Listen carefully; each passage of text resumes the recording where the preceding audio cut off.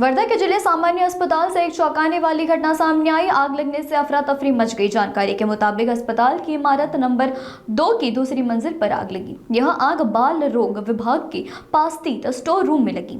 एनिहातित है कि पहली मंजिल पर स्थिति शल्य चिकित्सक विभाग के मरीजों को भी सूचित किया गया और स्थान पर शिफ्ट किया गया। अस्पताल प्रशासन ने उस अनुसार पूरी इमारत को खाली करवा दिया गया और सभी मरीजों को सुरक्षित दूसरी जगह पर पहुंचाया गया। राहत की बात यह है कि इस घटना में किसी भी घायल की जान नहीं गई है और ना ही कोई जनहानि हुई है। आग लगने का कारण अभी स्पष्ट नहीं हुआ है। जिल्हा सामान्य रुग्णालय वर्धा येथील बिल्डिंग नंबर 2 मधील NRC विभागाच्या बाजूला स्टोअर होतं। त्याच्यामध्ये त्या स्टोअरमध्ये अचानक आग लागली।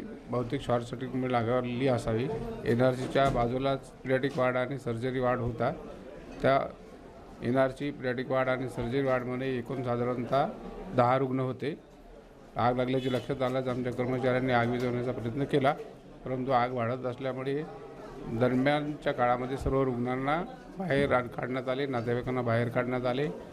नंतर अग्निशमन दलाला नगरपालिकेकडून पाचारण करण्यात आले आणि अग्निशमन दलाच्या लोकांनी सर्वांनी मिळून ते आग आटोक्यात आणलेली आहे। आग विझलेली आहे। सध्या परिस्थिती कंट्रोल आहे। कोणत्याही प्रकारची जीवितहानी नाही आहे। साधारणतः नातेवाईक आणि रुग्ण मिळून साधारणतः 32-33 लोक होते।